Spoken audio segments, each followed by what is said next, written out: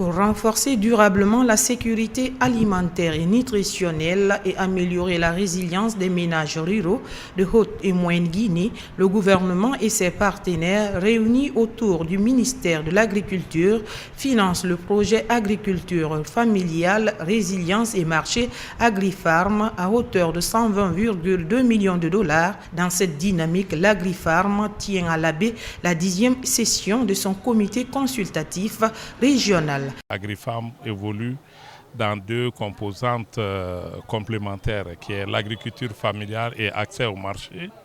Et la troisième composante, c'est la coordination qui fait l'appui institutionnel. Donc dans la mise en œuvre des activités, cette année déjà, on avait prévu la réalisation des activités dans les bassins versants. Vous n'êtes pas sans savoir que l'objectif du projet, c'est 40 000 hectares à restaurer ou à reboiser.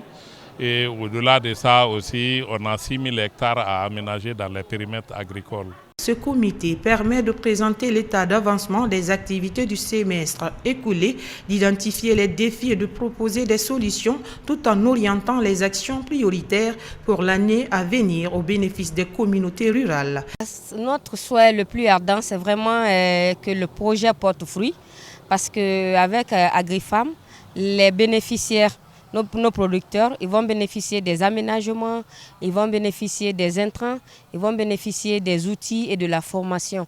Et vraiment, ça, c'est salutaire pour nous. C'est l'engagement du gouvernement que nous suivons sur le terrain.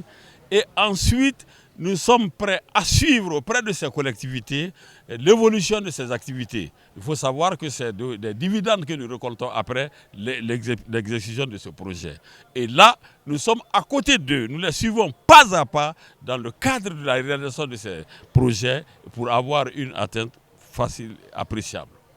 À l'issue des travaux, les participants ont formulé des recommandations jugées satisfaisantes, portées par des contributions actives pour renforcer la lutte contre l'insécurité alimentaire dans les zones concernées.